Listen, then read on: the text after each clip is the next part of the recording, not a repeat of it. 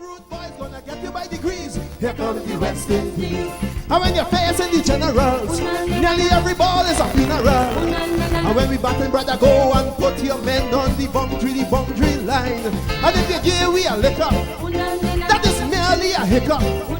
Look, you win the little battle, you lose the war. It's the same result every time. Everybody sing. Here comes the West Indies. Here comes the West Indies. Them rude boys gonna get you by degrees. Here comes the West Indies. I tell you now, here comes the West Indies. Here comes the West Indies.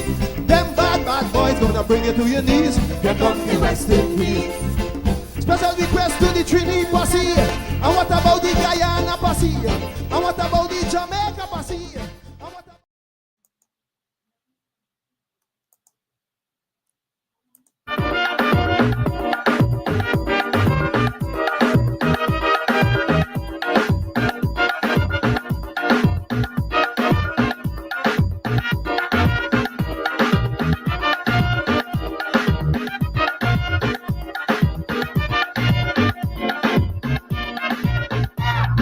Welcome to Carib Nation. I'm David Hinds, coming to you once again from Barbados here at the University of the West Indies. We're going to talk cricket in this next half an hour, and we're going to talk with Sir Conrad Hunt, former opening batsman and vice captain of the West Indies cricket team. Sir Conrad Hunt, welcome to Carib Nation. You've just finished a stirring address on cricket and apartheid. Talk for a little bit about Sir Frank Worrell, the person whose tonight's lecture was dedicated to. Talk about what Sir Frank Worrell means for Caribbean cricket today, but more importantly for the Caribbean nation. That's right. Without doubt, Sir Frank was a real visionary. He had a remarkable concept of what we as a people, not just as a cricket team, could do. His legacy now is needed more now than ever before because there's noticeable fragmentation in our island states. They're not working together as well as they should do. But I have hope, and I think Frank Worrell will be encouraged by this. A number of our leaders are now friends and visionaries like himself. And I expect that these leaders may have to give a new direction to the team. Whereas before, the West Indies cricket team was the image of what the West Indies people were like as a nation. Now, because we've gone so far down, as a people, as a team, the inspired political leaders and thinkers like Hilary Beckers and those at the university may now have to describe for us a vision of what we could be like.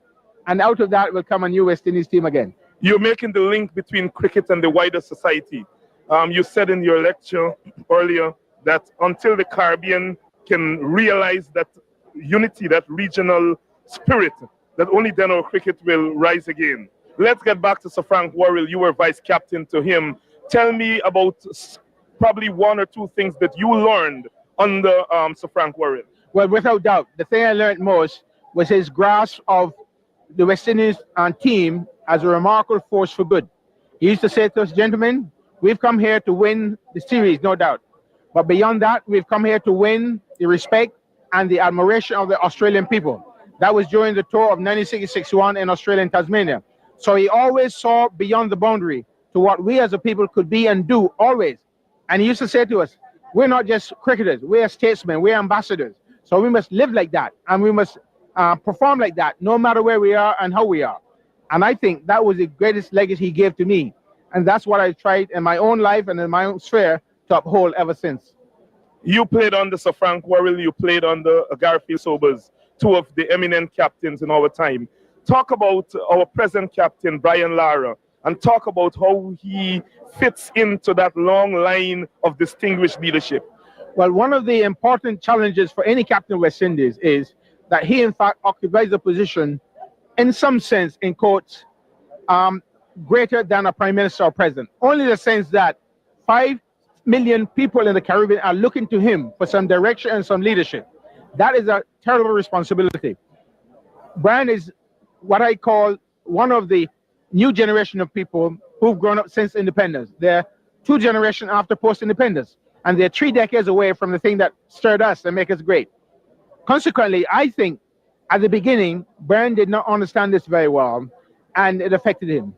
But since the loss to South Africa, and since our victory in Sabina Park in the second test match against Australia, I have noticed a change in Brian. Brian Lara. I noticed a more humble person, a more realistic person. He's a terrific batter. I mean, without doubt, he's a genius as a batsman. And whatever happens, he needs to bat, make runs for West Indies all the time. And I'm glad to see that he's not only now making runs, but he's beginning to captain the side in the way how I would like to see him captain the side. You spoke movingly tonight about the fact that you were born black and you were born poor, you were born disenfranchised, and you trace the path from then to now. Link all of this up for our viewers. Yes, indeed. I've got this inner understanding of life that doesn't matter where you were born or how you were born. What matters is how you achieve, what you achieve in life, and how far you reach. So from quite early in life, at age 11, I got a vision that I was meant to be one of the outstanding people in the world. I was meant to be somebody. It so happened that I had this gift for cricket, so cricket was my vehicle for upward mobility, both socially and economically. So that is why I say I rose from poverty to plenty, from being discriminated against because I was black to being acclaimed because I was bright at cricket. And I exchanged my colonial past for an independent present. That did not give me the right just to look after myself and feel proud or puffed up. I believe my name and fame was given to me so that I might use it to help lift fallen humanity and to encourage other people also to rise from where they are, no matter how they were born or where they were born. They have within them what I call acres of diamonds. And life is about discovering what their acres of diamonds are, trying to learn how to discover them, develop them, and display them for their own benefit and for the benefit of others. And I think that's a very important lesson I can pass on to the youth.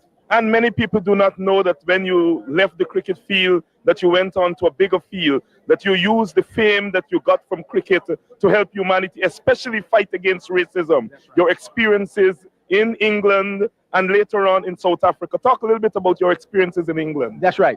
In 1967, I retired from cricket earlier than I needed to at 35 years of age because I had a little bit of a bad knee, but also I saw there was a growing conflict in Britain at that time. The West Indies team in 1963 were hailed as heroes. The West Indies team in 66 got poison letters in the post saying, "What are you doing here? This is not your country, go home." Because there was a fear in England that the many people coming in from the former Commonwealth into England would somehow lower the standard of life there and cause conflict.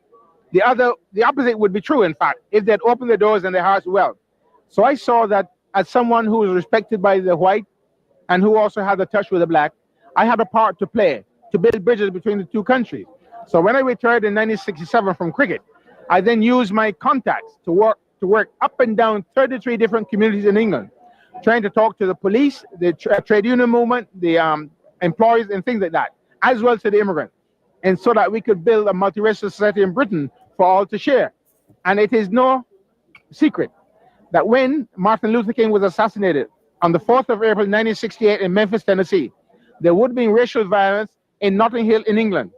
But because of the 6 months I had to work in England, rather than being with the West Indies team in Jamaica, I was able to meet some of the top leaders in the Black Power movement and persuade them that violence was not the only way to bring justice, that we had to find, like Martin Luther King, a non-violent way to bring justice. And because I had worked with them before King was assassinated, they called the demonstration off in Notting Hill that they were planning.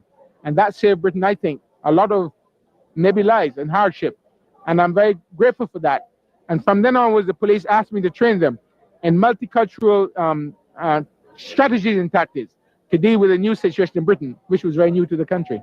And then you ventured into South Africa, at that time most notorious for its apartheid system. Tell us a little bit about your experiences in South Africa. Well, because of my experience in England, I worked there from 67 to 80 with visits to other parts of the world. I went to Australia, New Zealand, Papua New Guinea. But with that experience, my friends in South Africa felt that I could play a part in meeting people privately, individually, and help them to bring understanding in the white community and bring hope and healing to the black community. So I went there on 6 visits from 1976 to 1989, meeting people in all different walks of life at all different levels. And I was always able to use my own experiences, my own background, to give them hope that maybe someday, I don't know when, I don't know how, a solution can come to them. But meanwhile, they had to prepare themselves, because bitterness destroys the one who is bitter and does nothing for the justice of his cause.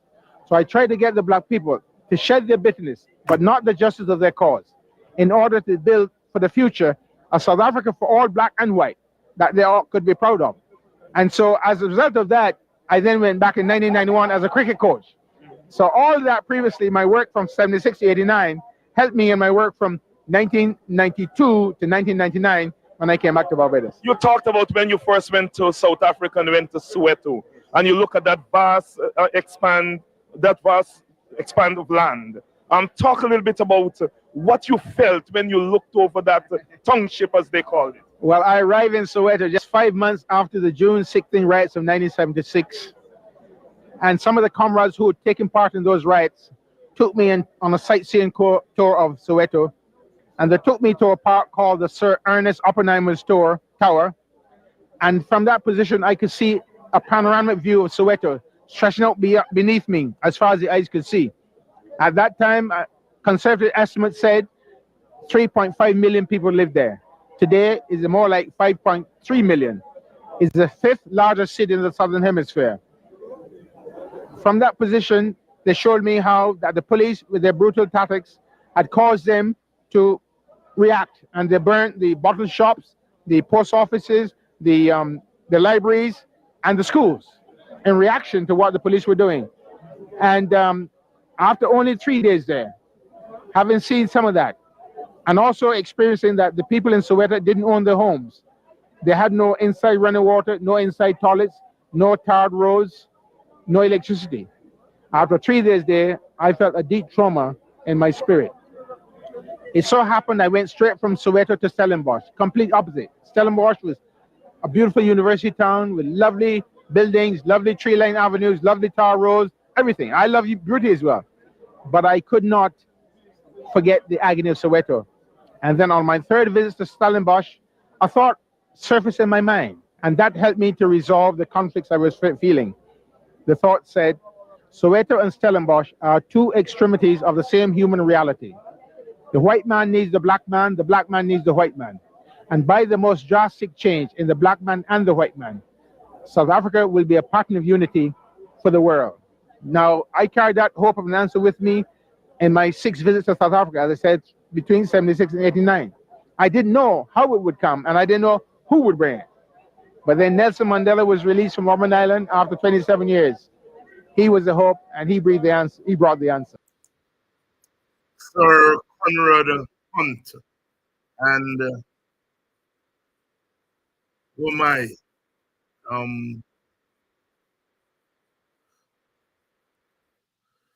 yeah, Sir Conrad Hunt.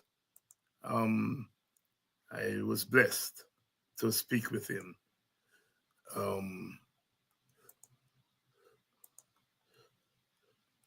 General, but our opening batting in particular.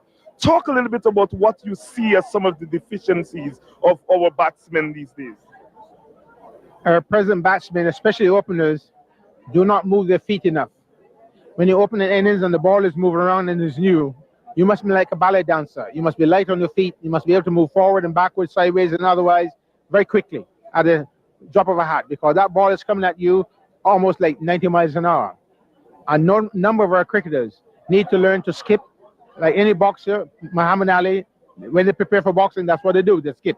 They must be light on their feet. Secondly, some of them show some very glaring technical errors. They play across the line rather than straight. And I think that comes out of a lack of proper coaching in the last 10, 15 years. Not so much the technical stuff, but the mental and psychological stuff. Chaps were not, I don't think, enough sharpened in their mental acumen. They were not taught how to think, how to visualize, how to set goals, and how to overcome negative influences. We're going to have to instill that now in the present team, because I think it's not too late. It is late, but not too late. We can still do that. But even beyond that, we're going to have to go back now out in our villages and our districts, where a lot of us came from as raw youngsters with raw talent. We're going to have to find the new talent, inculcate in them these qualities, bring them on, and we're seeing it one day be great again. Do you think that one-day cricket has had a negative influence on our batsmen? I think so. I used to think that even the mature players, because they were mature and set in their technique, might not be affected. I'm beginning to change my mind. I think the one-day approach has affected our ability to concentrate over long periods for the 5-day test match series, even for the mature players, and especially for the youngsters whose technique is not being formed. I think that the one-day cricket has negatively affected their technique. And that's why you see a lot of them playing across, hitting balls through the air. I'm inspired and encouraged by my friend Evan Weeks. He said that in a whole career, spanning 15 years, he only hit 1 6 in his life, and that was off a no ball. His idea was when you hit the ball in the air, you stand a chance of being out, so hit it on the ground. You played with some of the best spinners the world has produced. Sonny Ramadin, Alfred Valentine, Lance Gibbs. Today, spin is not something that is featuring very much in West Indies cricket.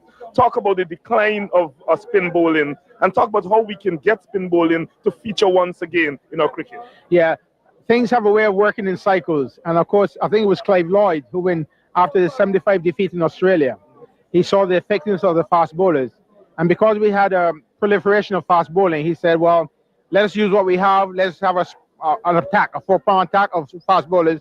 And so the spinner was not encouraged for 20 years. And of course, if the spinner is not encouraged, because he takes a long time to learn his craft and his art, they have died out. You know, they would be few who serviced, but didn't have a chance, so they went by the wayside. But I noticed it's beginning to come back again. Young Nehemiah Perry bowled very well against Australia in the second test match at Savannah Park. I'm sorry that this fella, Ram Nawain, got a shoulder injury. I liked him as a left-hand leg spin googly bowler. I think we're going to have to, in our next, what Professor Lubethel calls the next rise of West Indies cricket, we're going to have to look again out in our villages and our districts for the youngster who has a fascination with spin the ball and encourage them. Because I think the best attack is a balanced attack. You need your fast bowlers, but you also need your spinners. Because on the day in which the batsmen get on top, you're going to need somebody who's going to come in and bowl long overs, but good overs, like a Shane Warne or McGill, and give you a chance of getting wickets. So Conrad, you played some brilliant innings in your time. Probably the most memorable was your 260 in association with Sir Garfield Sobers during his record-breaking 365 in 1957 against Pakistan. Relive that innings for us. Well, that was a remarkable time because Pakistan battled first and got only 108. And so I went up with Rohan Kanai and opened the innings. And I had a feeling something remarkable was going to happen because the very first ball from a fellow called Ken Mohammed, he seemed to be trying to bowl a bumper to me. And so I was already in position to try to hook, but the ball didn't get up. It kept straight down. But luckily I had kept my eyes on the ball. And as a result, I hit that ball off middle stump with a cross bat, which I don't encourage people to do, and went for 4 runs. And I thought my day is in. And it so happened that I got going, and Kanai and I put on 100 runs for the first wicket. And then walked Gary Sobers. And somebody has said, you know, when this young man gets 100, he's going to get 3. And sure enough, Gary and I got together for the next 2 days, and the Pakistanis could not penetrate our defense nor stop our attacking shots. And I was ahead of him by 100 runs. I was going for the partnership record, which was 451, set in 1934 by Don Bradman and Ponsford. I was aware of the record. I made a fatal flaw. I did not register that Ijaz Butt was a substitute fielder at mid-wicket. I assumed that he was like the rest, leaden-footed now after 2 days in the field. But because he was fresh, I got in line and pushed the ball to his left. Certain single, because we've been running so well between the wickets. But he scooped in on the ball quicker than I anticipated. He collected the ball with one hand, direct hit on the sticks on the other end, and I was just an inch out. I was absolutely poleaxed. Not so much for the individual record, but for the world record. I felt I had let Gary down. I had made a calculated error in my judgment, and as a result, was 5 runs short of that wonderful record. But all things being well, I think the right man went on to score that record because Gary is the best ever cricketer who have ever lived. Talk a little bit about Rohan Kanai. You're one of your partners in that innings. Yes, indeed. Rohan, in the 1957-58 series against Pakistan, was asked to open with me. But he's not really an opening batsman. He's really number 3. But he and I put on more 100-wicket opening partnership than any other body. In my whole long career, I had some 13 or 14 extra partners. But Rohan and I played best together as openers and also at 1 and 3 because often we got a wicket, lost a wicket early. Rohan came in, he played so well the new ball. He and I were always able to redress the situation. And I admire and respect my friend Rohan Bubalai Kanhai for his remarkable gift. Also, he's another genius of cricket. So Conrad Hunt, finally, parting words for Caribbean people as we move into the new millennium. All my Caribbean friends out there, as we move into the new millennium, in a global village, we as a Caribbean people need to accept our calling to be one. I believe we are knitted together by a common heritage and a common history. And we must form some kind of a political union, a confederation, if you like, of West Indies states, where our unity out of diversity will be our strength and our glory. And as with the West Indies team, we grew to be the best in the world and eventually brought a new dynamic to the world of cricket. We as a West Indian people, united as one, will bring a new dynamic into the world of the economy and the politics of humanity. Words of inspiration from Sir Conrad Hunt, former opening batsman and vice captain of the West Indies cricket team. Thank you very much for this interview. Thank you. Oh, yes, Sir Conrad Hunt there, and Dr. Adams and young Butcher are waiting in the wing because we have so much to chew on there.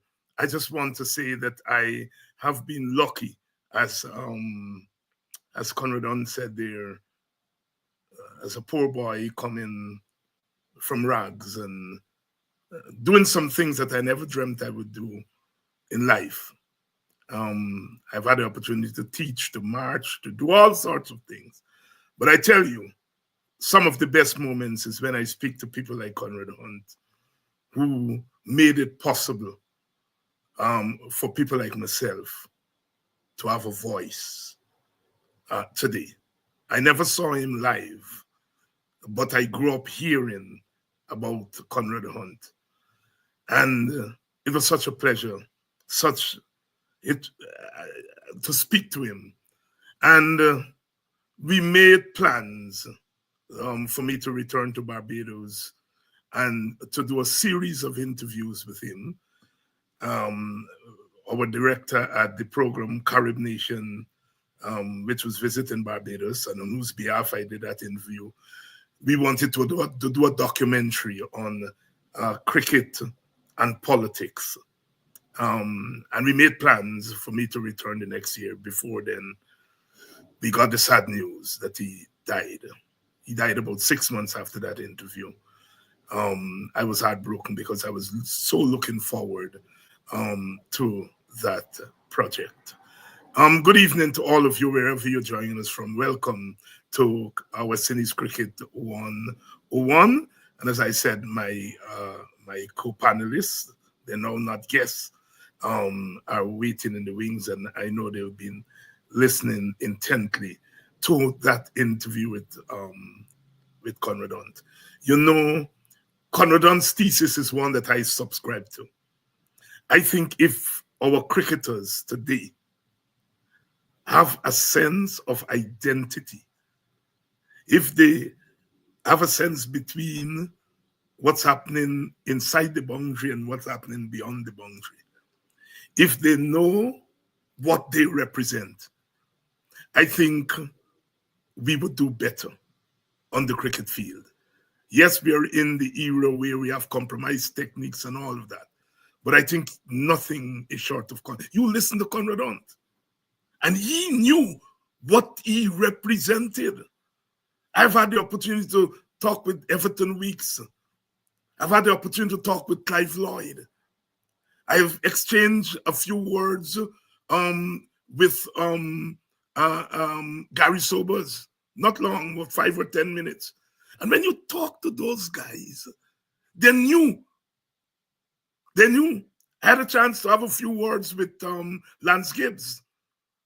At the stadium, he was sitting with PJ Patterson. So I had a chance to have a few words with PJ too at the same time.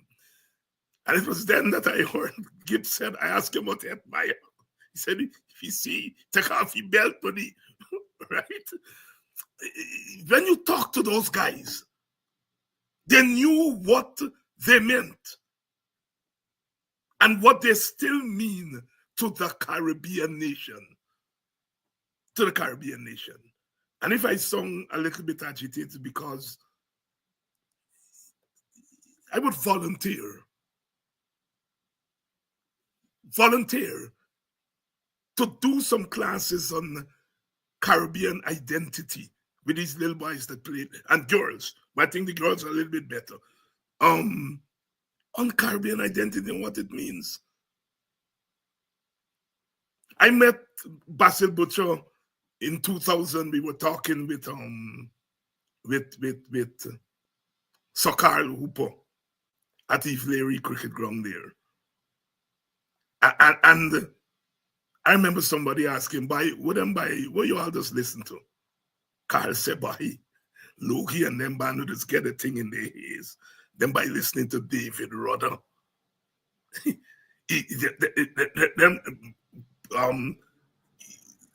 Then by listening to conscious music. He said, you can't be around them and you don't listen to conscious music too. He said, your whole team. Carnival time they would jump up, but they were listening to Rudder and Marley and so on. All right. Somebody said, look young there, yes, because it was 26 years ago. I still get hair, but I don't grow it now. I used to grow my hair then. My brothers. Hey, Dr. Hinds, how are you doing? Good Sunday evening to all of our good listeners. Good evening, Vincent. Good evening, Dr. Hinds, and good evening to your viewers. Doc, I know you saw Conrad Hunt. Or if you didn't see play, you rubbed shoulders with him. Because as he was going out, you were coming in. Yeah, I never played against him. I met him a couple of times, but I never played against. But let me tell you something. That is the best interview when it comes to cricket that I've ever heard, Dr. Hinds. As a matter of fact, I think you ought to offer that tape up as part of these academies in the West Indies. Just just talking about cricket and the technique that this man, it was music to my ear. The fundamentals as an opening batsman, you got to move your feet. That is fundamental. He talked about not hitting across the line. We used to be trained hitting the V, especially already hitting the V. If you talk to Iago, that's the Jamaican batsman at that time. They used to sing that tune more than anybody else at under 19. Iago and Sam Morgan and all them. V, you hitting the V, especially already in inning. But when you hear the guy, I never had this kind of conversation like this with him, but the guy was well versed in the fundamentals of the game that is unbelievable. He understands what he was talking about. Even the spin, he was very practical in terms of these, the spinners and the fast men, they come in seasons. And he was right. Clive, after they got beat, they adjust. And that was the problem. If you do not adjust, then you can go on forever. Clive changed the entire world when he brought in the quicks, because that was nobody ever played a team with more than two quicks. You had two quicks and two spinners, an off spinner and a leg spinner and an all-rounder. That was and Clive just changed the whole thing, and look where we are. But an excellent interview, Dr. Hinds. That was even though it was down memory lane, it's still relevant to today's cricket. Thank you very much, Doc. And after that interview, Sir Conrad Hunt, Basil, he said to me, it's good sometimes to speak to people who are not cricket commentators, but understand the game. And he enjoys that kind of interview because he says when you speak to a cricket commentator, you're talking cricket.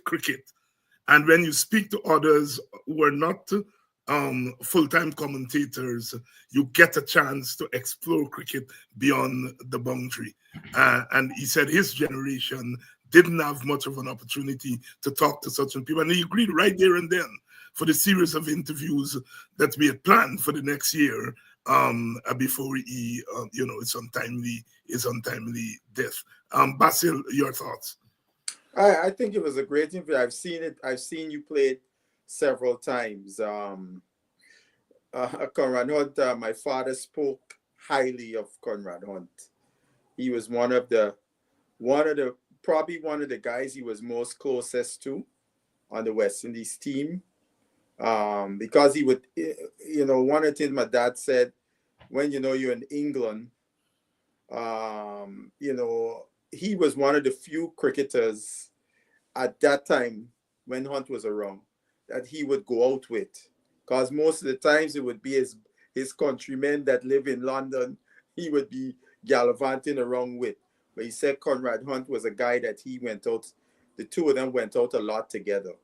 And he spoke. I look, Conrad Hunt had just won the presidency of the BCA, and I think it was less than a month later that he suffered that heart attack and passed. And when he had won that presidency, it was a very tight race. He barely got in.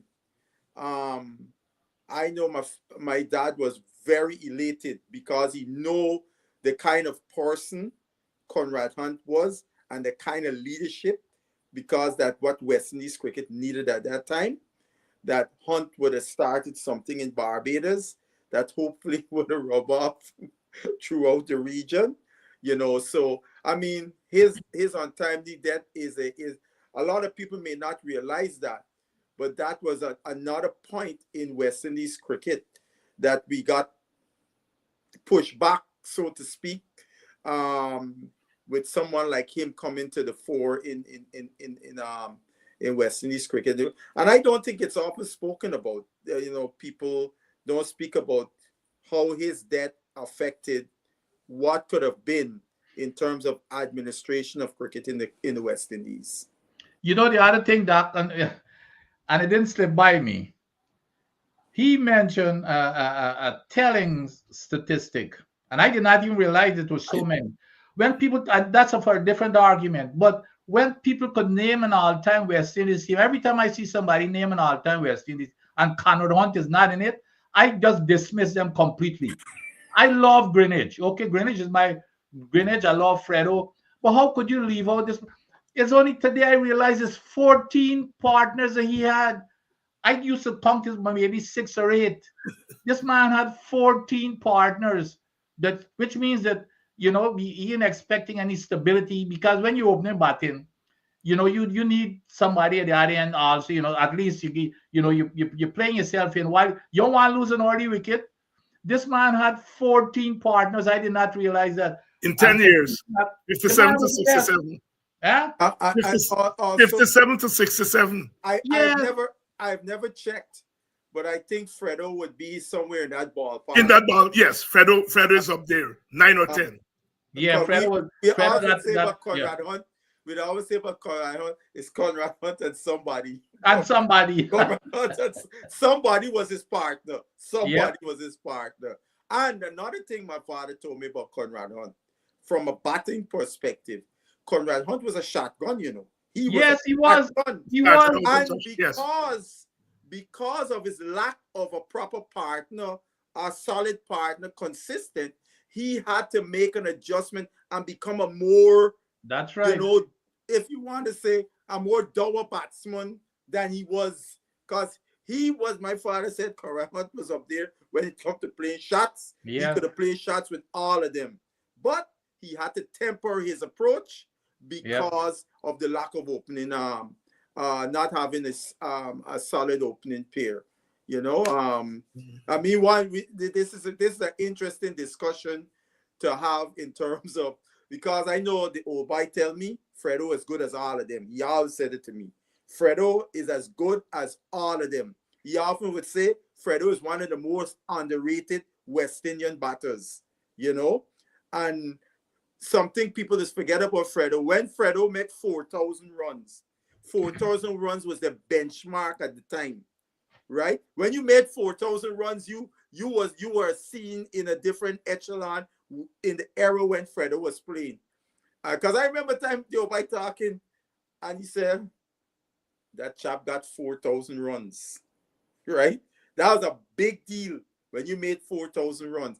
I remember when Kanai got to 6,000, they had probably 10 people in Test cricket history or something around between 10 and 15 people total had scored 6,000 runs in Test cricket. So that's why sometimes when we get in these debates about all-time West Indies team, and guys just open the scorebook and just want to use the scorebook. Yeah. I always say you got to be put it in more in context, because a guy like a Kanai, 6,000 runs would be like a guy today making 10,000 runs, yes. Right? Fredo with 4,000 and the Kalicharans and those guys, that's like 8,000 today. Right? Yeah. Because and more so, if you look at Kanai, and I've made this argument before. Kanai, the guys from the 60s, the 50s and so on, but more the 60s, I just talking, those guys did not play test cricket every year. There were years they did not play test cricket at all. And then there was like a year gap. Even if they played from one year to the next, there was a year gap in between one season and the other. Yet they were able to maintain their excellence. Now today, if a guy misses a year of test cricket and comes in, we could see, being away from the game, what has happened, right? And I think also that is a testimony to the level of competition that was in our domestic local cricket, that those guys could be playing club cricket and playing regional cricket and maintain that level of performance that when they play the next test match, they score in hundreds. Hey, but the other thing too, and again, I'm glad you brought that up, Basil, because even in my time, all of those guys who played in England, you know what they used to come back home for? To play inter-county. Not Shell Shield alone. Them guys used to come back home to play inter-county. Jones Cup. So it was that interesting cricket. They never, they never felt that they're too big. As soon as they land back home, I know, men, if DCC people like Clive and Fredo, they would land back even in the morning and they put on the whites to play Case Cup. Men used to come straight from the airport to the ground. That's right, come and play Case Cup. Yeah. Gentlemen, I want you all to zero in on this, because I had heard, one of the things I heard about Conrad Hunt is that he was a gentleman. Mm-hmm. My father said that. Yes, gentleman. I heard the big men would say that in my village, that he was a gentleman. And I also heard as a child that there was some whispers when the captaincy was handed to Gary instead of him. Yeah. And that he had some personal, and so that reason that I particularly asked him. And I think he started the question. Yes, and he did a nice glance of the past. Oh yes. I'd heard that, and I'd heard that he always felt that Kanai was a better batter than Gary. I don't know about that one. I don't know. I'd heard of that too. No. I'm telling you. No. Hence the two questions that I asked. But that could be so. Right. Hence the two questions that I asked. But forget about the Kanai stuff. The Sobers thing. Adi, when you came in, what you heard? No, I have never, to be honest, I've never heard that story about him being. He's not the kind of guy to go out there and whine and so but I've got to admit, I've never heard that story that he was discontented with not getting the captaincy. I've never heard that part. Now I wouldn't, if he says that Rohan was a better batsman, a lot of people felt that way. I used to feel that way too, but you can't go against Cherry with the numbers. No, so, I still feel that way. But so I had an interest in hearing him on Kanai. So I was just saying that was the reason, because before I did the interview, I talked to quite a few people who knew him as a decent interview should do, right? Your subject. But what the old man tell you about the captain? No, I had heard, because if you remember, he was a vice captain. He was seen as a person that when Worrell retires, that he would be the guy to take over. But what was interesting, Worrell recommended Sobers. He didn't recommend Conrad Hunt. And I think that stung him a bit.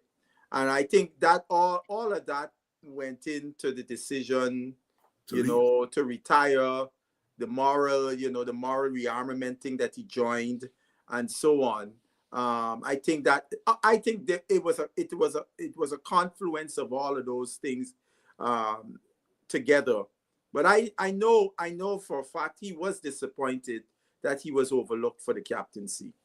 Yes, and I understand that. You can listen to him and you he's a student of the game. Clearly, he's a student of the game. And the last series in India, he did well. I think he after who was the leading scorer in that series? I think it might have been Clive Lloyd. It could have been or Sobers. Sobers, yes, right. But Hunt had made a couple of 80-somethings and so on. So it wasn't like that series was a failure for him. No. And it was a shock when he threw it in immediately after then. Thank you all very much, brothers, for keying into that. I think you ought to offer, Doc. I think you ought to, in all seriousness, just for the basics of cricket. He brought out so many things there that you ought to offer it up to CWI for them to use. But Vincent, today, if you tell a youngster don't play across the line, you have to. I mean, for someone like me or you or my generation, or even just after my generation, would have an appreciation for what Conrad Hunt said. But these guys today would not. You would have to add into them. And then when Conrad Hunt talked about Weeks hitting 1-6 in his with a no ball, his career, it was a no ball. You would tell a youngster today that don't hit 6. Right. He would look at you like you get hard going up to your head. No, right? I agree with you. But I think I think Doc is right. I mean, I teach young people. Here. The thing is, and Marcel, I am not saying you don't. What I'm saying is because our thing was initially when you get it, you come in, when you start your inning, you play in that V. You play with a straight bat. Yes. You could play through cover, but you still could play with the straight bat. But anytime you slant in your bat, you're looking for trouble. Or inning. When you set, you could cut, you could sweep if but is that early part of the inning that is really, really critical that you play with. Your father used to always say, when you play with your foot is 4 inches. But when you do this and you go, you play with a whole bat. And when you go here, you play with 4 inches. And much as when you plant your bat, when you sweep in, you barely got any face on your bat. Yes, you play with 2 inches. I mean, I remember, it's funny, that argument. One year my father he come to New York. I saw me used to come, right? So Mears, all them there thought he give and big arguments start because Ozzy is telling Mearsy that playing the cut shot is a higher risk shot because about how much of the bat you got to access the ball. Well, Mearsy, because he was such a good cutter, don't want to hear that, and was big argument. Now the umpire had to arbitrate and say, Mearsy, vertical is the full face of the bat. When you come angling the bat horizontal, you're not presenting the full face of the bat. So it is a higher risk shot. That is why you get a lot of top edges when you cut, right? Because it's not the full face of the bat you're presenting. You'll get more top edges cutting the ball than you will get the edge driving the ball with the full face of the bat. No. If you're a genius, you could break the rules. I mean, no. I mean, if Viv Richards. Because Viv Richards played across the line. Yeah, I mean, he was a genius.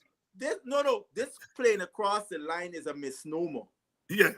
Because if you get close enough to the ball, exactly. That's hit the ball anywhere. That's my the father. point. People used to tell me, "You father Butcher was a man used to cross because he could hit the ball from outside the house, from through the onside." I remember a guy who played against him, played for Trinidad, a seam bowler, a man late Selwyn Caesar. I called him a time because he played in the early 60s to ask him what between my father and Seymour Norris, who he thought was the better batter.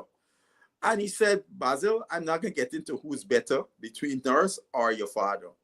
But I will tell you this. Your father used to hit my stock ball, which was the outswinger, between mid-wicket and mid-on. I did not understand how he could take my ball that's supposed to be going to slip and hit me between mid-wicket and mid-on. No, you would say that's cross-bat.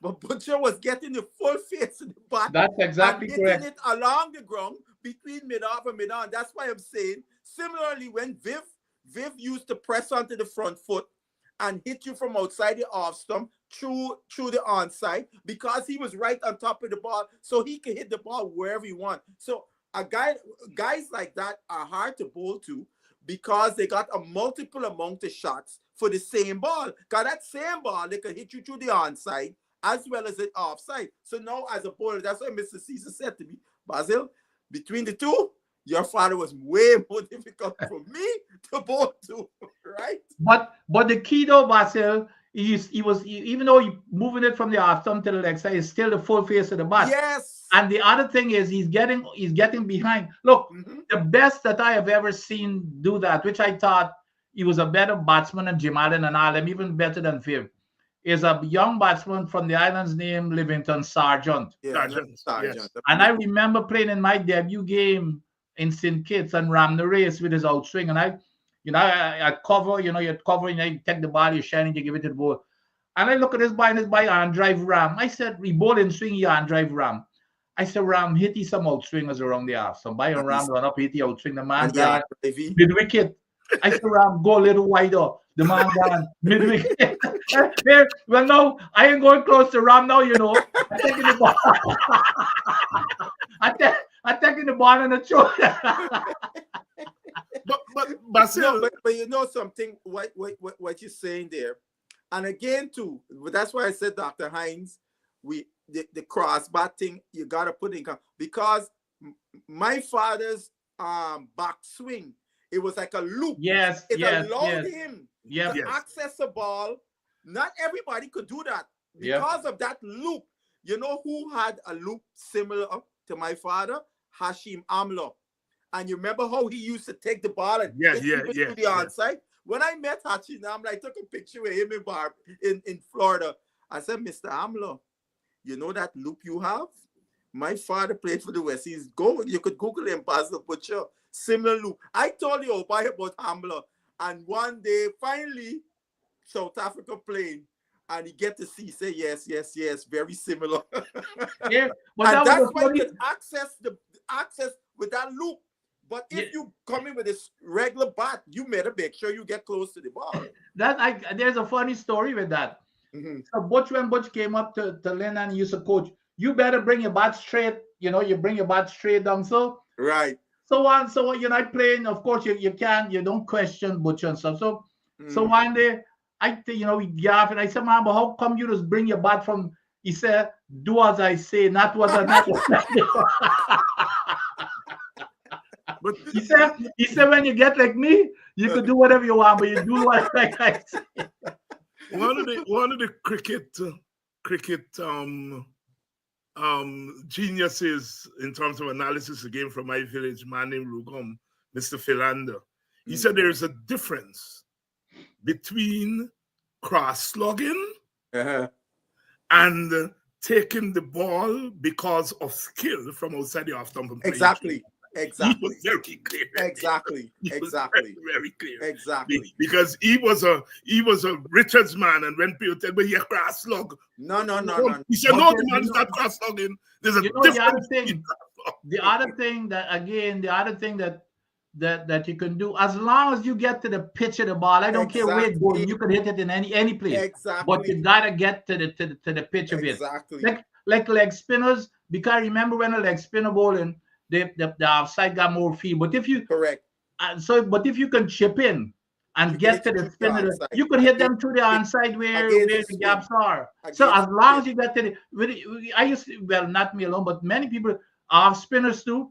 You get to the pitch of the ball and you hit it through cover, through the offside. Reminds me of Sir Carl Hooper, who You should treat Ramnarine like a little boy.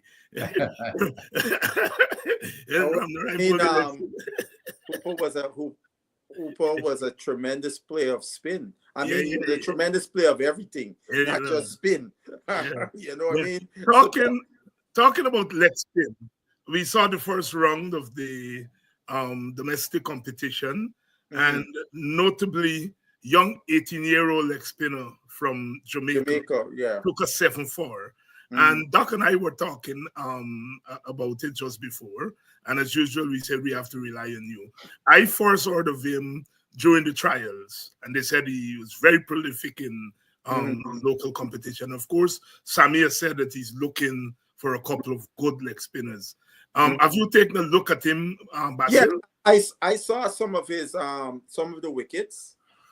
Because I know I'm in a chat group with a lot of Jamaican chat, primarily Jamaican guys, and a lot. I've heard the ones who are based in Jamaica were saying they all are going to have their eyes out for this Prescott boy. You know, they want to see how he's going to do. He's a tall guy. Unfortunate for him, the head coach of Jamaica team is a former West Indies leg spinning Robert Hinds. So he has somebody there to help to guide him. The first thing I liked, he spins the ball. That's the first thing you want to see from any spinner. How much does he spin the ball? Because there was one wicket, the skipper told him we're bowling to the left-hander, and the skipper told him go round the wicket, and he went wrong with pitch in the rough. The ball pitch was about nearly 6 stump and knocked the leg stump, right? Bowl down the middle stump or something like that. But I didn't see him because I didn't look at it. Is he finger or does he roll? No, he give you the full wrist bar and the full wrist. It's spinning the ball, and because he's tall, he getting bunks too. He's 6 foot plus. Yeah. But I tell you, I remember when you talk about spinning, who used to spin? That's same Basil Butcher. I mean, when you talk about bunks and torque, but the best that beside Cornelius, the best that I played with was, well, besides Shanali, who was also to me one of the greatest that never met his potential. But we had a youngster that played in on 2 years he played with me, a guy by the name of Madramotu, and I'm not exaggerating. When Madras spin the ball, you used to hear it through the air. Zing. Yes. And he was short, and he flights so good. So when you hear it zing and you see it drop, it bunks. A lot of revs. And hear Lance Gibbs, the ball used to sing when he bowled too. Yeah, I would doubt, but is that heavy spin that they used to put Lance in Gibbs. Philo told me that because he faced Lance Gibbs in Case Cup. And he said Gibbs ball used to sing in the air when, the only people I know ball used to sing I play against as a little boy coming up was guys that used to bowl seam. Nobody no spinner. Little boy spinner making the ball sing. But Madra, but I thought Madra would have surely been all we been on the 19. We thought we would have made it in the West Indies. But who beat him out to cricket? Ken Barrington. You remember that game at Border Basil? That's 68. 68. By Ken Barrington put a beating pon Madro. Oh, and Barrington wasn't a lash man in his later years. He put some a lick pon poor Madro in that game, and he never recovered. He never recovered from it. I know Basil said earlier that Conrad Hunt was a shotgun when he first started, and then he became a little bit more obdurate later on. Yes. Basil Butcher, I understand, after he got dropped and he came back. Yes, that's true too. He became obdurate, and when he died, I wrote a column on him, and I referred to him as the pioneer in that new line of West Indian cricketers, Larry Gomes, Chanterpaul. And I said they owe it to Butcher, who I think I hadn't thought about Conrad Hunt in that regard, but I know Butcher certainly from I started to follow cricket was that kind of batsman who sold his wicket at a very high price. Well, Richie Benner wrote that he was the hardest West Indian batsman. That's right. Yeah. And I asked him because again, old timers tell me, because I didn't have the thing to see him. Old timers told me that when they came to Georgetown, Butcher was the big bats, not Kanai. It was Butcher was the big bats, and so on. And I asked him about that, and he said, "Yes, that's true." He said, "But you see, Skipper," again a quote me almost verbatim. He always used the word Skipper, as Vincent would know. He says, "Skipper, I get dropped, and when I came back into the team, Rohan was an established person in the team.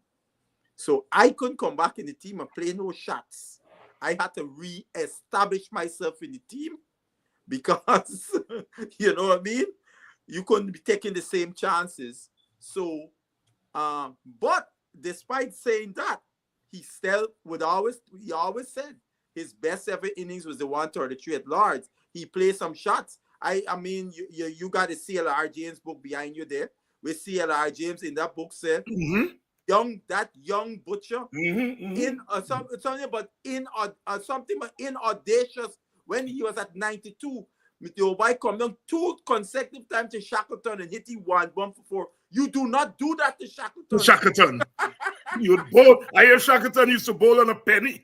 And Red Spurrier told me, because Reds was at the game, because Reds told me he was living in England at the time, right? And he had the option. He's supposed to go to work or go cricket. Red said, West, he's playing at Lords. To hell with the work.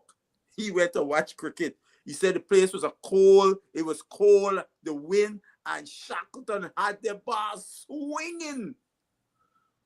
Right? So the conditions, that's because if you check, his century was the only one in the test match.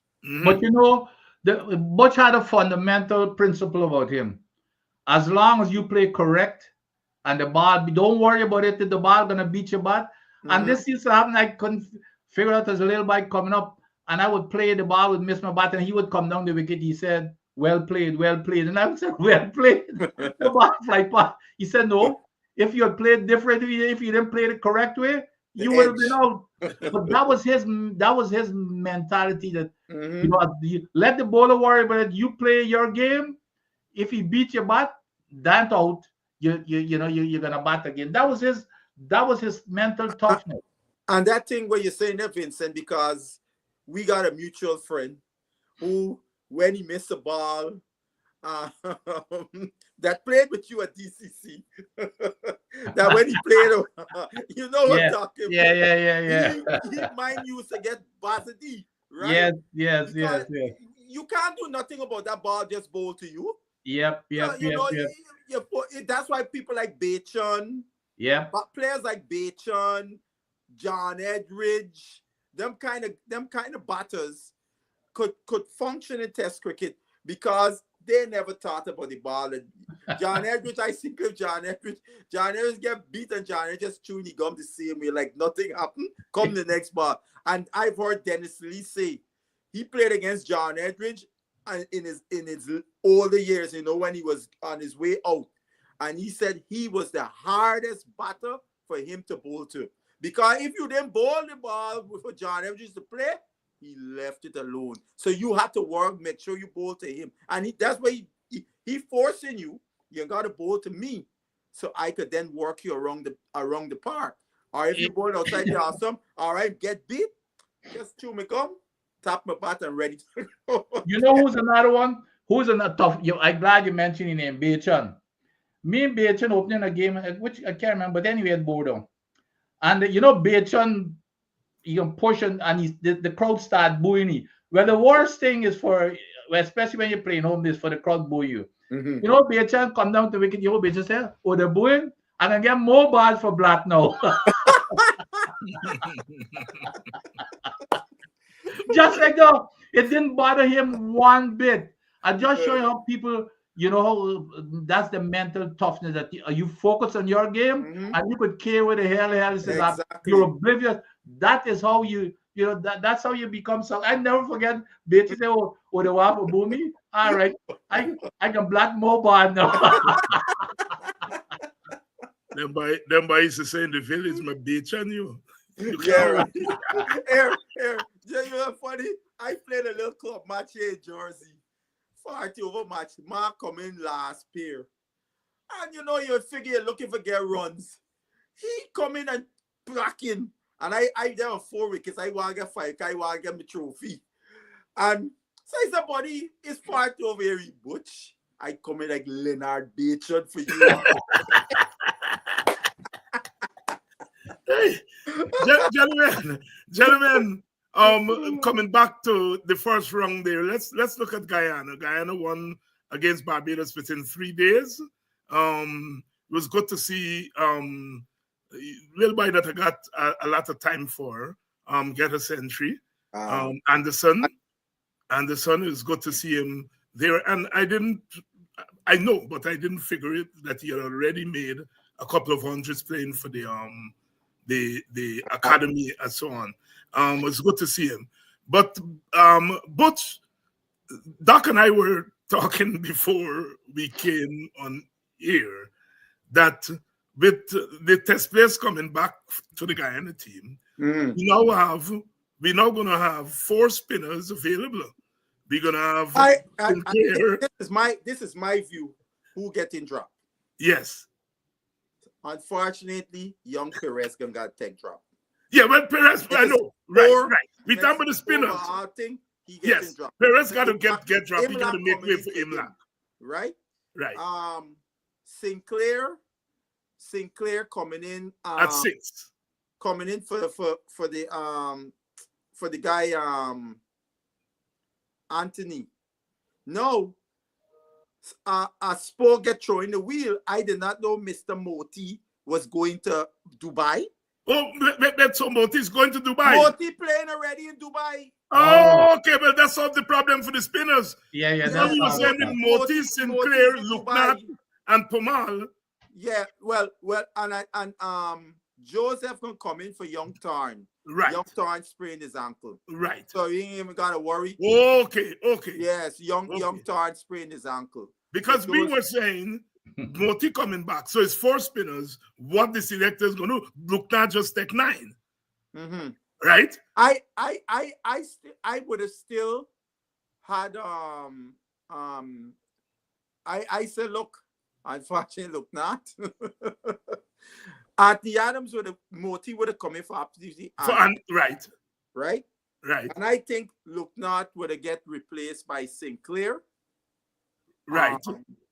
And Joseph would have come in for Torn. I got I'm saying this all cool for Luknat and so on. But you know how there's always I'm going by historically. Test player come back, buddy, regardless of what you do, you gotta play the test player. That has a different if you remember that, because you would have been following this cricket even closely at that time when Carl Hooper was the captain. Kevin Darlington was having a hell of a very good season. But the test pacers came back, Rayon King and Colin Stewart. And Darlington had to sit down. Despite the fact he was having, I think Darlington had like about 18 or 16 wickets already. And he had to sit down. Similarly, Gavin Ned. Yes. McGarrell came back. Gavin Ned had to sit out too. Gavin Ned at the time had just got a 5er, just like Mr. Luknat. He had gotten, I think, it took like 6 or 8 wickets or something in the match. And next match, test player got to play. Doc, I got Doc Adams has a different take. I cannot drop Luknat in so this man comes in at a young age. He's full of confidence, right? You know who I would have gone with? I know it's gonna surprise you. Pamal had to go. Pamal has no future in West Indies cricket, and Pamal is not the same bowler. If I got Pamal, especially if I've got Moti.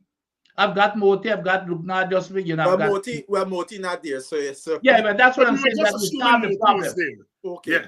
I'm saying if Moti was there, the spin I would have dropped was Pamal. You could have dropped. You would have been able to drop both Pamal and Anthony Adams and That's right. Sinclair Yeah, you and get Moti, and Sinclair and Moti would come in. right. That's exactly correct. That's exactly That correct. still stays. That's a fair. Yep. I have no problems with that at all. Yep. Right. I mean, and I think at this stage of Parmar's career, That's right. he should be seen more of a guy because 18 years now he's been wrong, boss. That's 18 right. years. Exactly. He's not going to play Test cricket again. No, he's no, not going to get. He's not going to play Test No, cricket again. no, he's not playing no Test cricket. You know, so I wouldn't argue against that. You know, Jason Mohammed 176, Butch. Yep. Huh? Yep. Jason Mohammed won. Yeah, 176. Yes. Jason that started off this season again just like he did last year. Last year. Because if you remember, he made a big 100 against Guyana. Yes. Yeah. In the rain affected match. His 100 was the first 100 of the season last year, and then he sputtered out. But I believe Basi, because I always liked him as a batsman, because he has been consistent playing for the West Indies in limited overs.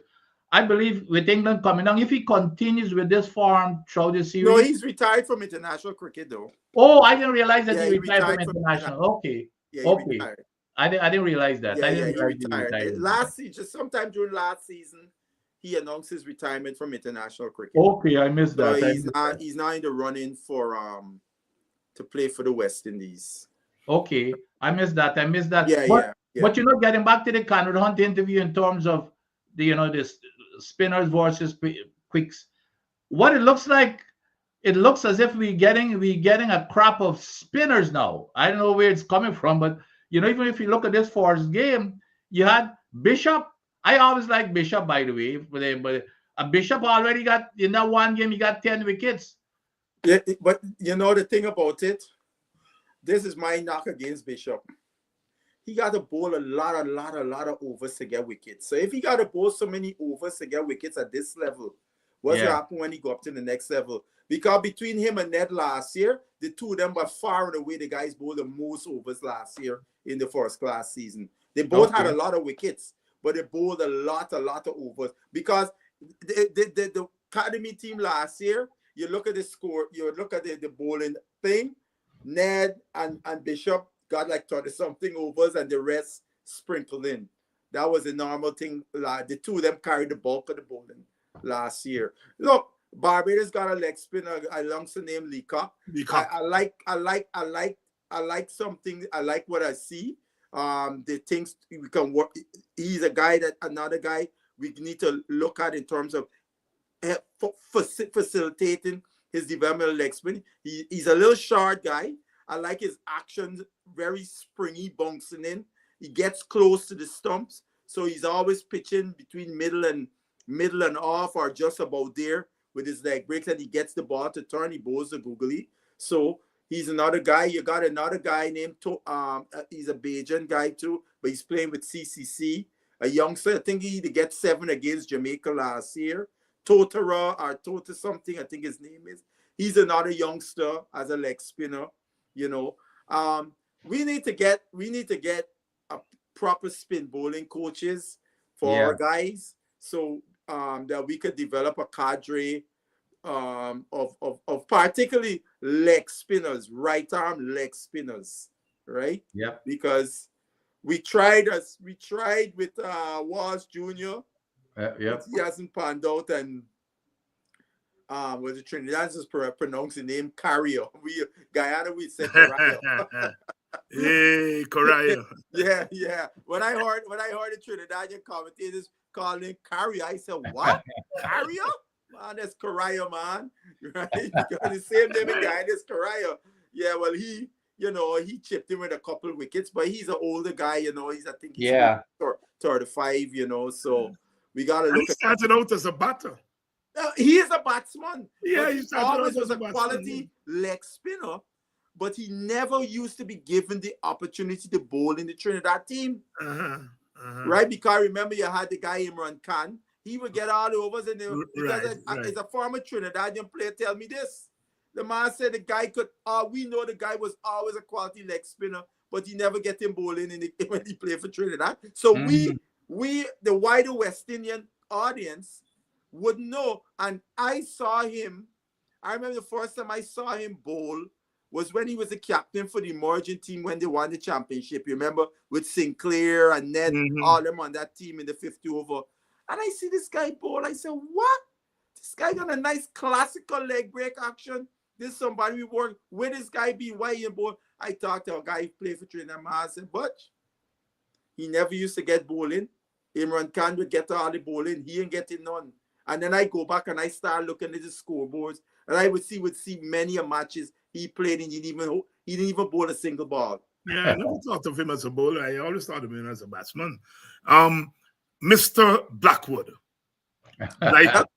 Blackwood. Gotta give Blackwood some kudos to after a most dismal season last year. He was dismal till he get dropped from Jamaica team. And to come back in the first match, score 100, and come back in the second innings and score 75, you know, and I think Blackwood is not done, because a guy like Kevin Hodge, he ain't solid in the West Indies team. So I think West Indies got some spaces that are up for grabs for the next test series against Australia, coming up in late June, early July, that guys can make their mark here. I was disappointed with John Campbell, man. I rooting hard for John. I like John, right? Because I think we need an opener that can put pressure back on the bowling attack. Not these two guys can, like, all due respect to young Louis. Louis allowed too much pressure, right? John Campbell could take the pressure and put it back on the bowling team because he got the strokes and the shot thing. Because I was watching the game when he was batting, and when he sweep, he paddle sweep the seam bowler for 4. I want to see how he come across, but he's a good sweeper. He's one of the few West Indian batters that can really sweep. John is a very good sweeper, right? And I hear me, Johnny, 100 today. I'm looking for my 100 today. Next ball, he come down the pitch because he had this guy by the collar. Vincent, Vincent, you're facing a bowler, he could never out you. He's a joke. You could almost like you could close your eyes and beat him. He ain't got nothing for you. And that's where John had this guy. And John come down the track. And I didn't know what the hell he was doing. And top of the ball straight to shot extra come. I said, Lord of mercy. Basil, I think he's wanting for technique. You move the ball into him.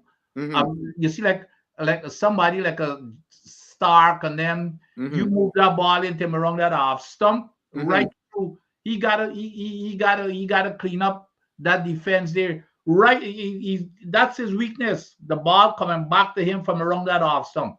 He should work on that. He's got. Yeah, I think an area I've seen him really tighten up on is his ability to leave the ball. Because if you remember, he used to when he came up, got the West Indies first, he used to edge plenty, right? That was the thing. And I remember I ran into him because I met him as a youngster before he even played for Jamaica.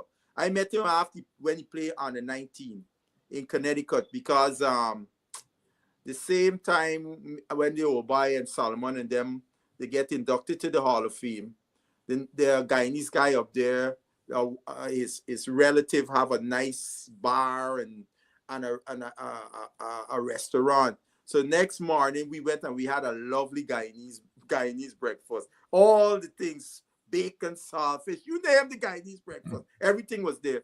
And a Guyanese father, he brought Campbell over. So me and him was talking. So I met him before, and I ran it when I saw him last. I said, I went up there. I said, John, you can't remember me? Look at me. He said, face look familiar. I said, yes. Remember? He said, yes. We met my father, Basil Butcher. And I said to him, John, the outside the off stump, I would suggest you have a chat with Clayton Lambert. because Clayton was one of the best levers of the ball. I Many agree. times people used to think Clayton getting beat, but Clayton explained the thing to me. Clayton said he always brought his bat down along the line of the off stump. So if the ball come back, it can hit the middle of the bat.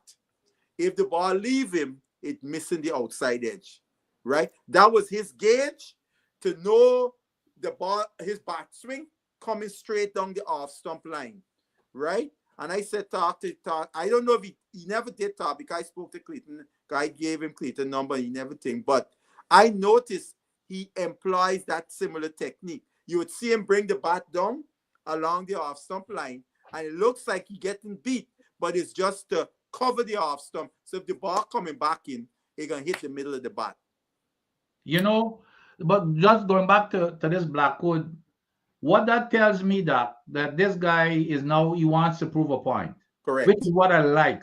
Yes. Okay. He has done a lot of work for him to come back like this, which means he must be running every morning, doing what, practicing whole day, because the West Indies team need a Blackwood in this with experience and this kind of. We need a Blackwood up in the order area, right? So if he maintains this, I mean, I'm really impressed for him to, after getting dropped and coming back. No, that meant he put in a lot of work to come back, and he wants to prove a point, which is something very, very good. That's a very good point, Jason. That's why I pointed out that earlier about the dismal season he had to the point where he actually got dropped from the Jamaica team. And for a guy who's a test player, that you get dropped from your original team, you really down in the doldrums. But to get up off the mat shows the resiliency that you have. And for test cricket, more than any other formats, resiliency is something that is a very critical, and also it tells you something about his character. This guy, because I know Blackwood, I saw an interview with him a couple of years ago. You remember when he got dropped from the team? Because he came back in the team because your boy, Dr. Hinds, did not go to England. He opened the door for Blackwood to come back. You remember that, right? And what did Blackwood do? Promptly in the first test, scored a match-winning 80-something. The one test match that we won, right? And right there, he carked your boy duck. Your boy get duck with the 80-something, right? Again, so it tells you something about this guy Blackwood. That, you like that by his character. And hopefully, if he gets back into the team, that he don't play some of them shots he has hold yet and say, Blackwood, this is what you was thinking, buddy. What were you thinking? Where the shot come from? Where is Mr. Chase? Chase is also in Dubai. Jesus Christ! He's on the same team with Pollard and them. Yes, and Moti's on the same team with Narain. I saw Moti because I one of them guys in WeChat said Moti Hetmeyer is going up against a team with 6 West Indians, including Moti. I said, what the hell is this? Moti got to Dubai. Why looking for cash in? Yeah, but I don't look at them. I don't look at them. I don't look at them just to see. Yes. Who were these 6 West Indians? Just Indians, And it was, you had Narain, Russell, Moti, Mayers, who else, Mike? It's 2 more. There was 2 more of them. Lord. Now that you mentioned Mayers, I still believe the Mayers, I would bring back Mayers as part of the test team. Not even the ODIs alone, but Mayers, to me, the man proved himself as a test batsman. But he doesn't want to play. He doesn't want to play that. That's a different story. And that's a question we also got to ask.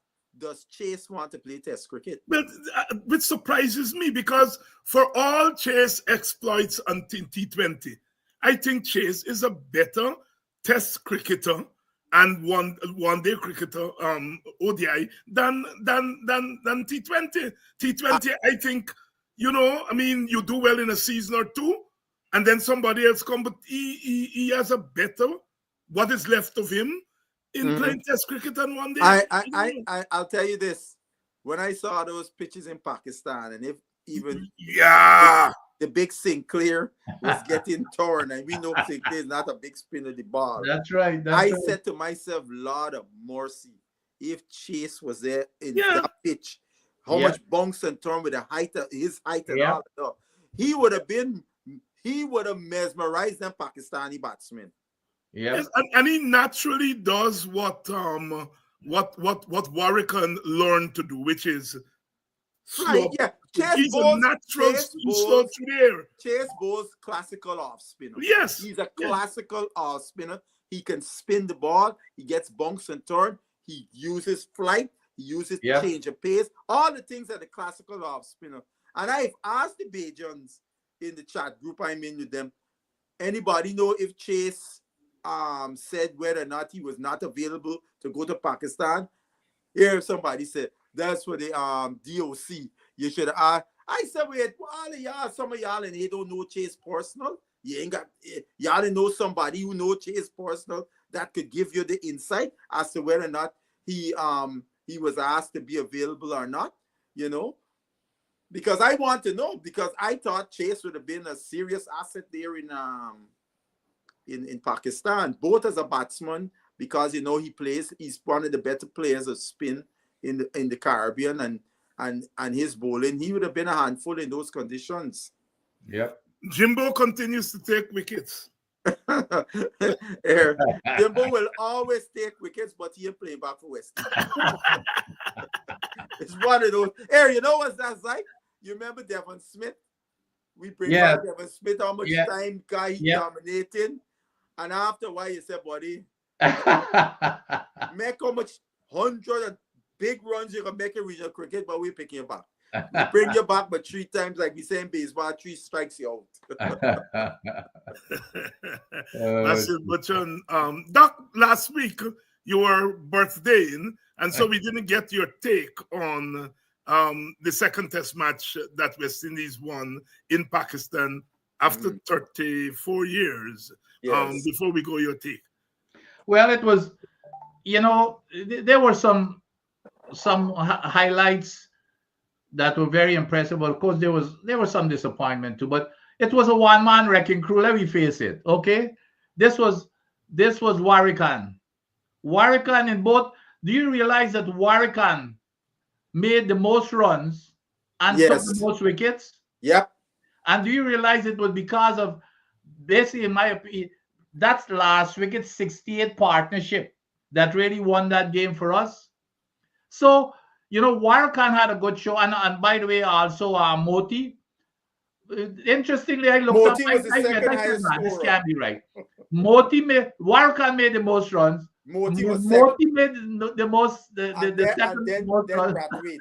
And then Braffett. And then in wickets, Warwican took the most wickets. Moti took the second most wickets. So where was the rest of the team?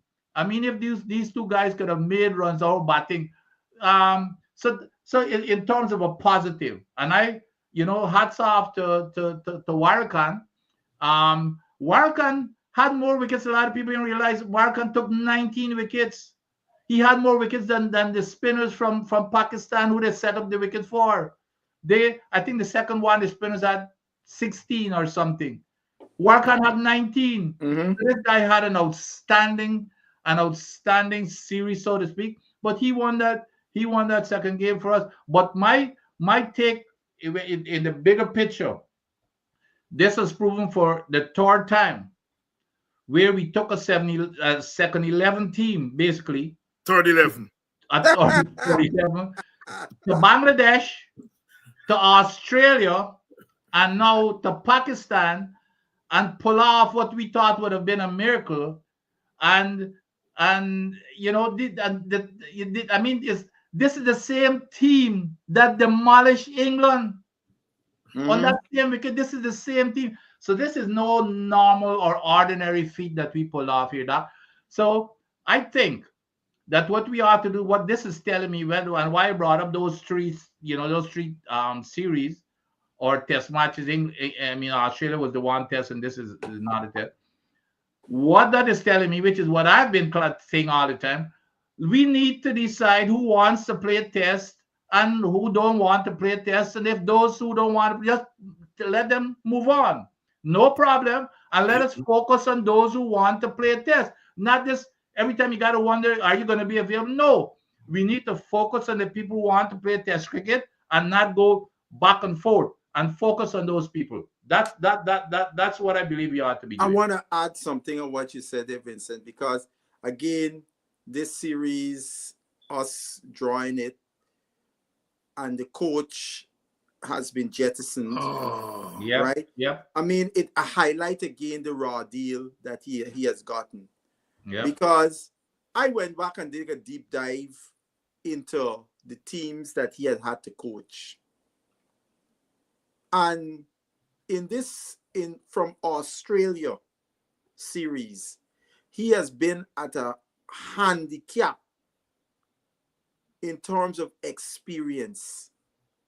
We had 8 guys in Australia hadn't played 20 test matches in the 11, right?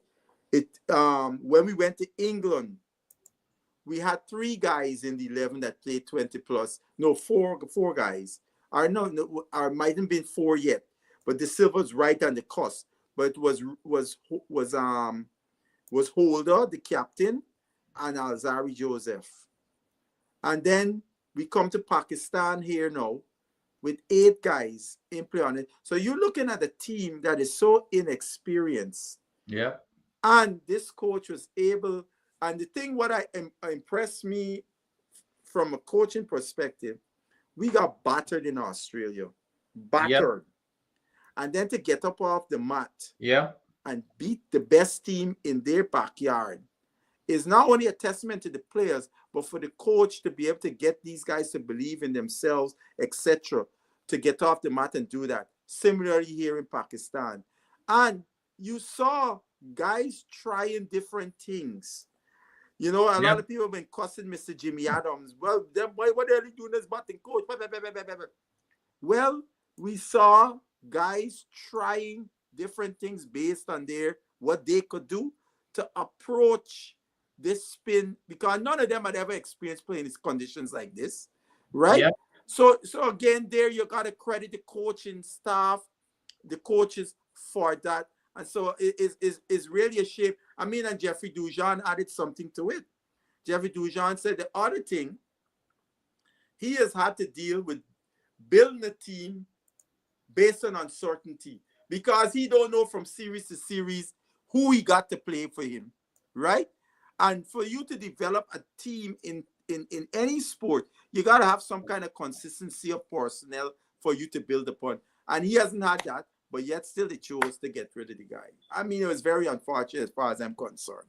I think as matter of fact, I don't know what Doc is good at words and those type of things, but I'm looking for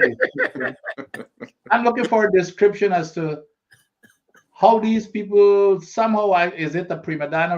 You know, I'm looking for a word to describe. Oh, Sammy. To give Sammy, yes. Because apparently Sammy is whatever, you know, they will give him anything that he wants.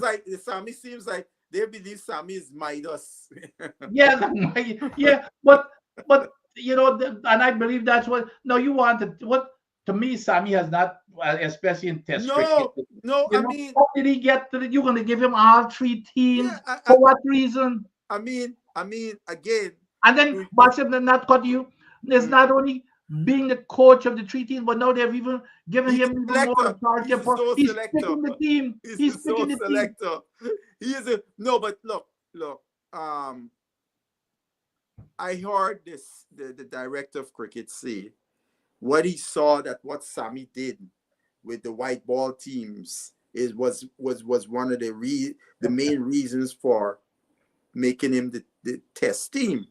Now, what has Sammy done with the white ball teams?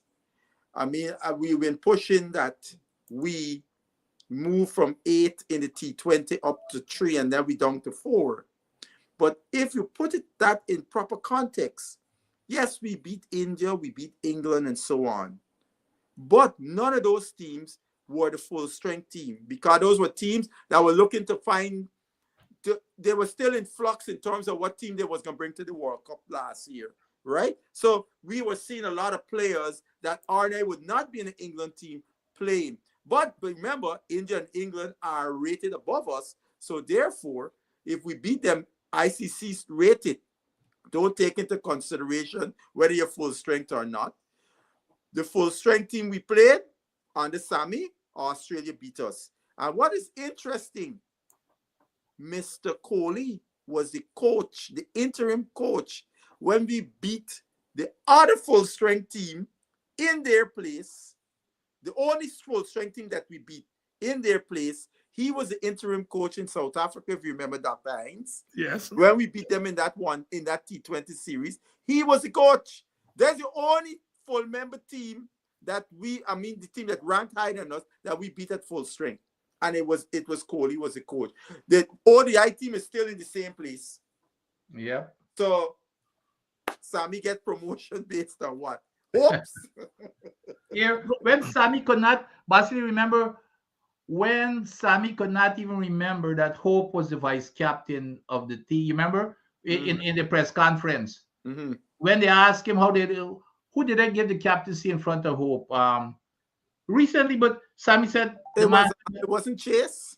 Was it but Sammy said, "Oh, I know. Was he the vice captain?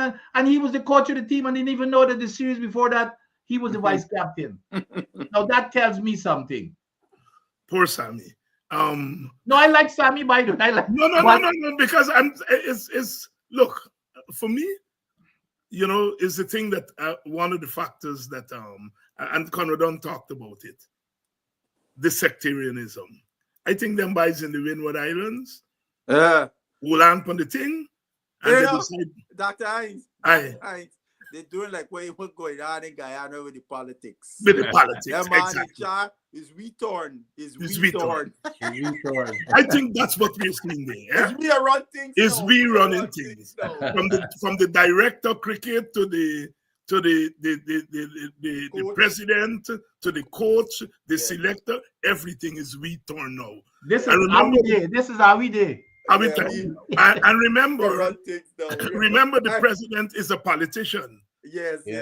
I remember Dr. Hinds. The president of the board, Shallow. Yeah, I remember Dr. Hinds, right? This was 1994. Me and the Obai walking on Rob Street going back from Catch we transport, go back to Linden. And two taxi drivers in altercation, one Indian, one African.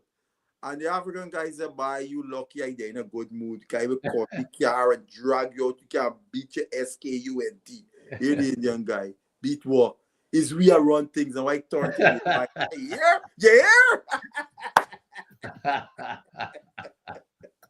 I think it's as simple as that. I mean, I like Sammy. I do not want Sammy to be the sole the sole selector. Sammy gets some axe to grind. If you remember. So for a lot of them, it's payback time because remember they shove you out unceremoniously when he talk up after the win, the thing. So Sammy also has axe to grind, right? Sammy, I don't think where cricket is, we need a supremo. And Dr. Hinds, I don't think changing that guy Kohli from being the test coach, Sammy ain't gonna bring nothing and make this team much better. That's right. Jesus Christ could come now and coach, and he would not do anything with that. Yes, yeah. I agree. So who they think they're fooling we? And Sammy seems to be the type of guy. If he say I with you, I watch his attitude to what's his name from the Leeward Islands, the boy from St. Martin. He obviously like him. Carty obviously like him. And I think he might end up destroying that guy because he may be putting that guy in situation. Clearly, Carty, like Hope, I don't know if it's Obior, right? But when you look at Carty's stats in one day. Yeah. And then in test cricket, it's like night and day. Night and day. Yes. Because I think he's averaging 40 odd in test in one ODI cricket. And you saw Sammy even put him in the T20 team. Exactly. So I am afraid that because I don't think Sammy's judgment of he may be a good, I've heard that from people. He's very good at motivating. Yes. But I can see that. He has not convinced me that he has a panoramic understanding. I too. Of what it takes. But think about this, Dr. Hinds. I don't think at this time in the history of West Indies cricket, we want a coach that is about motivating players. At this time, we need a coach, in my view, that has some technical know-how, because our players lacking a lot in that area. That's a motivational coach. And if you're a motivational coach, we would hope that your backroom staff is very strong on the technical part, because those guys need it big time, right? Yep. And I would argue, I mean, Dr. Hinds and Vincent, you guys tell me, have you seen any of our players since Sammy has taken charge that have come on gotten better? They have gotten better. I haven't seen any player really gotten better. And that was the thing what Dujan said. And I agreed with him. The thing we are not seeing with West Indian cricketers, we're not seeing them get better. Yeah. The only guy I would say that has gotten better, and that's not credit to Sammy, is Jaden Seals. Yes. Yeah. Oh Lord. Yes. Right? Yes. He's the only guy I could think right away that's gotten better. You know, the guy has become a guy that you can throw the ball and close your eyes and know that he can be right there and about all the time and causing trouble, as we saw in the first session in Pakistan till he torn the ankle, right? He's the number one in the pecking order. Yeah, he sure is. Look, in my view, somebody said this against Australia, Mr. Roach got to be on the bench. I going with my young quicks, my two Josephs and Mr. Seals. I can't play no Roach, no medium pacer runner to men like Travis Head. Travis Head gonna walk down the track to Roach. Well, Doc, you have a different take. Oh no, you need a blend. I think, and Roach has always proved you wrong, because I'm one of those who think that Roach should have been transitioning out. But every time you give him the ball, he lends stability, and that's he lends stability. You know, to hold up to at least one end. And a lot of these batters, they've got to respect him, because he's very savvy in terms of how he bowls and that type of. So they've got to respect him. You know, they've got to be careful with him. But you can't just, I like the blend of experience and the youths coming up. But I still think he had to transition out, though. I think Seals has shown. Yeah, he gets stepped into that role. No, you're right. You're right. And Roach can be the mentor, because they got him on a player mentor contract now. That's the contract he's on. He don't have to be playing. He could be in the thing as the mentor. And you see the thing about Roach, even look at Roach. You know what I like about Roach? He's got a very calm head. Look at him. Even when he's batting, look at when he's batting. Yeah. When you hear the commentators talking about how Roach is such a great player of spin, Roach, but is this, it's just his mental. He got solid. I think he has a solid technique. Very solid defense. No, I mean, Roach is like the perfect lower order batsman. If you're a batsman looking to get 100 and you want a man hole on the other side with you, Roach is the perfect guy, because they ain't got to pry Roach out. They ain't got to bowl a good ball to get Roach rarely throws away his wicket. And that's a special, because a lot of tailenders could bat, but they're not time for sit around. That's not their role. Yeah. And so he brings a lot of stability. Yeah. So you need. I just feel that we need to have our. I think when the Australians feel some good pace, I think the Australians suspect. I think we need to transition out. Yeah. As good players they are, I think they suspect to good fast bowling. Hey, Basil, and Dr. The one thing that I'm very encouraged, and I I think that this tour to Pakistan did a lot for us in terms of identifying especially our spin attack, and to add to the pace. But don't forget, Steele bowled very well in Pakistan. In That's that what I Yes, said. yes, very, yes. very well. He was the guy. It was interesting because I made a comment because on Andrew Mason's show, Andrew Mason asked the DOC, why is Alzari in Dubai when he's on a central contract and not in Pakistan? And the DOC Bascom said, well, we know that spin is gonna be the thing in Pakistan. So, and Alzari, has been a guy, he's always been there, has give him opportunity to go and make some money. So and Andrew admonished him, said that is a weak answer. So as I was watching Seals bowl in that first test, I said to myself, I wanted the DOC watching and saying, Lord, but if we had Alzari on the other side, Pakistan, them two guys that hold on and put the partnership, Rizwan and Shaki, may not have happened if we had another man bowling fast on the other side, right? He must be saying, and look, Sir Randy Roberts tell me, when I told him about the thing, Sir Randy Roberts said, what? He said, I played 2 test matches in Pakistan in my career. I got 2 wickets. Colin Craft played 3 and get 17. Sylvester Clark get 14 and Marshall get 13. I remember that 81 this thing series. about it gotta be spin. But think about it.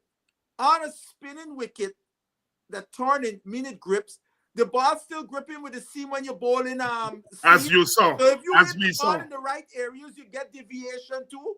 You see the ball that Imlak get a good one from the medium pacer. The ball angling in and Imlak cover up. And when the ball hit, it leg cut. So he missed the bat and knocked you in front. Fast leg breaks. Oh, and that's another thing too, Dr. Hinds. Yes. Imlak was a very good upgrade to Mr. De Silva behind the stumps. Yeah, but I know. I would have hated to see he's very efficient on that spinning track, how the ball was doing thing behind the stump. We gotta give Imlak. He saved us a lot of runs. He has improved his glove work immensely because that is where you know whether you could keep or not.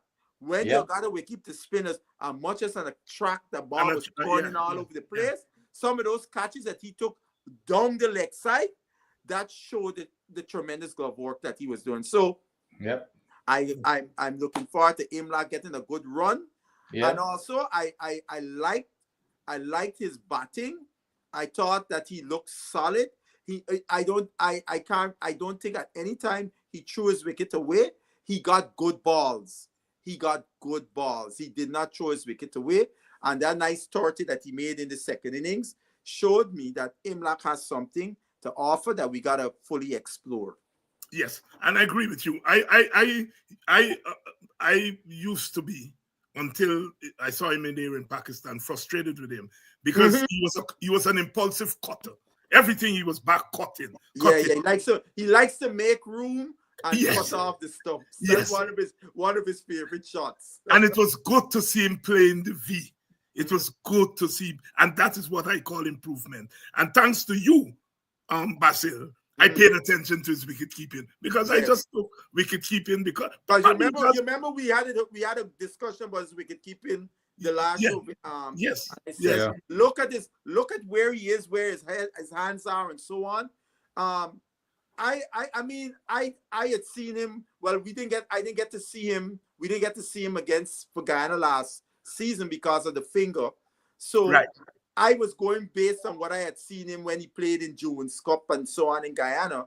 And, I still had my doubts, but it's obviously, and, the people that I know that know him at DCC, one of the things I've always heard about young Imlak, he is a hard worker, and not the cliche hard worker. We always like say somebody work hard. This is a guy, them guys who say he turn up to the club, you see set on cones, and he do a thing, and he's always been one of the guys when they talk about do the yo-yo test. He's a guy scoring in 6. They usually the guy scoring the highest when in Guyana when they run in the test and so on. So he's a guy that continues to work hard in his game, and we're seeing some of the fruits of that.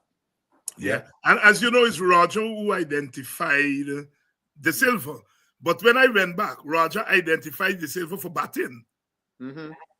He thought the silver was because the silver had made some runs. Yeah. So and from day one, I always thought the silver wicket keeping was suspect from the first time I see the silver. And I remember my good friend Andrew Mason bigging up the silver, because you remember when we were in England for the COVID tour, you remember they was playing games against each other, and the silver made 100 in one of the intra-squad games, right? And Andrew said, yeah. I said, Andrew, go and look at the scoreboard and check to see if anybody that was born into the silver is a test bowler. None of them was on the test team. So put an asterisk next to them. If it was the test bowlers, then I would have said yes. You see, them little things you gotta look at, right? So I said, don't jump and use that as one of your barometers, you know. And then, you know, when the silver got his chance in New Zealand, I think he made a 50. He made a 50 in that game. And right away, everybody say, you know, this guy is a thing. And then we start to see some of the technical flaws. And I thought, in my view, I thought he should not have gone to Pakistan, because I thought his confidence was in the dumps against Bangladesh, and you know, to carry him to Pakistan and then drop him, it's best to keep him in Trinidad and carry some other youngster to Pakistan, man. Gentlemen, before we go, are we now into a new era? I noticed Australia played 3 spinners against Sri Lanka. Only one fast ball, only Stark. And no, it's not a new era. They did the same thing in India when they were. Yeah, but some saying. Yeah. No, Pakistan has done the same thing. We have done the same thing, played 3 spinners, hold back the fast bowlers. England did the same thing, right? So I'm saying, are we seeing this new era on the subcontinent? Oh, yeah. I mean, that's interesting you say that. But I will tell you, when we had the West Indies fast, but we had played no 3 spinners and left no. That is what I'm saying. That is why I'm insisting. Are we seeing a new era? I find it. Well, you see, Australia could do this because I remember Starks at Hazelwood and Cummins are not on this tour, so I could see Australia. But if Hazelwood and Cummins there, at least 2 of them playing with. They playing at least 2. There's no way Australia got Stark. Hazelwood and Cummins on the bench, because those guys are capable of taking wickets in any kind of condition. Those are top world-class fast bowlers. But yeah, you see, and here I'll say this, Dr. Hinds, Pakistan did us a great favor. Oh yes, because Pakistan did not pick a genuine fast bowler. Because in my view, had Pakistan picked a genuine fast bowler in that second test, those lower order batters, I don't think they would have gotten those scores. Doctor? No, I agree. I agree. As a matter of fact, you remember I was worried when in the series, the series before that, Pakistan against England, they had 2 very good quicks. What's the name of the one? Afridi and Nazim Shah. They were I was worried that they were going to give us a bunch of worries because of the line and length that they were maintaining. So but I guess they decided not to play them against the West Indies and went with spin. But in terms of an era, I think you're right that if you go into the subcontinent now, I think you're gonna go spin heavy. But however, I don't think you're ever gonna play all spin if you've got outstanding quicks. Correct. And which is what Clive always said: you play your best 5 bowlers. If it's 5 spin bowlers, you play your 5. You know. But you're not going to drop, let's say you got your 4 quicks that we had, the 4-prong attack.